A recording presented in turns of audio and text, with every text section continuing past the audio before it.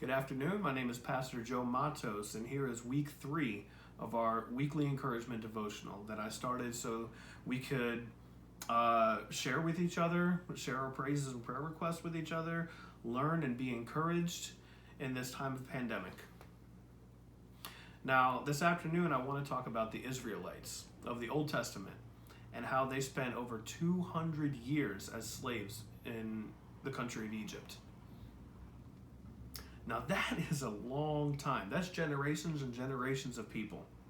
And although it's not the same thing, I feel like a lot of us feel like we're prisoners in our own home. We've spent just a few months here in our houses, but man, sometimes it feels like forever. We realize how little control we have over our circumstances. But God did an amazing thing for the Israelites back then. He miraculously made a way of escape for them, got them out of Egypt through many, many, many miracles that he performed. For the sake of time, I'm not going to read the story about Moses and the plagues and the Red Sea and all that, but I encourage you, if you're not familiar with the story, to look it up in the book of Exodus. And to sum it up, the Israelites were God's chosen people, whom he carried and protected through humanly impossible circumstances. Now the people were finally free of generations and generations of slavery, thanks to a massive series of miracles that God performed. But only 3 days after escaping through the middle of the Red Sea, they were bickering and complaining all over again. Let's read about it in Exodus chapter 15. I'm going to read just 4, 22 through 25.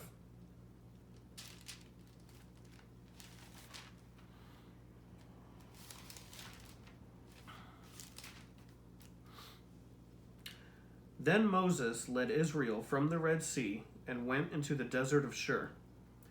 For 3 days they traveled in the desert without finding water.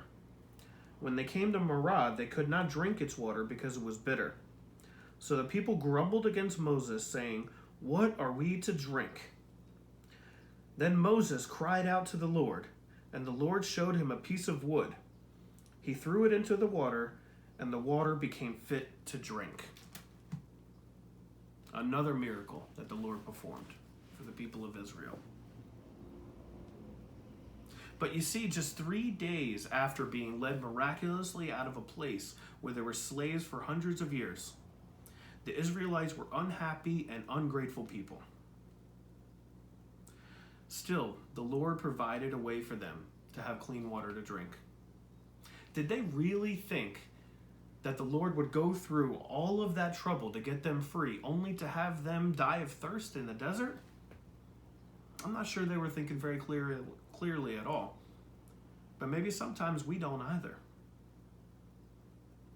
Today, I'd encourage you to remember the miracles that the Lord does for us every day. Every breath that we take is a miracle. Clean water is something that we have regular access to. Having a home to be quarantined in, that's a miracle. Having multiple mediums of technology and internet to stay in communication with your family and loved ones, that's a miracle. Having the God of the universe holding you, his child, just like he did for the Israelites, that's a miracle. Realize the amazing things that God is doing in your life today. So let's stop worrying about what's going to happen in the future. We know that God is going to take care of us in one way or another. Just take a look at the piece of wood that God used to cleanse the water. He uses simple things to do amazing things. Let us recognize God in the here and now. What has he done in your life today? Thank him for that and give him all the glory. Today, we're currently at a low point in our society, in our country, and in our world. But we know and trust that God will lead us through this. The thing is, while we're waiting on a miracle of God, what are you doing in between? What are you doing here and now?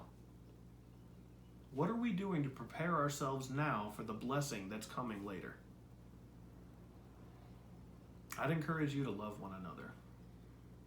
That's one of God's great commands. Jesus himself says it in Matthew 23, verses 37 through 40. He says this, "Love the Lord your God with all your heart and with all your souls and with all your mind. This is the first and greatest commandment." But he also says, "And the second is like it. Love your neighbor as yourself."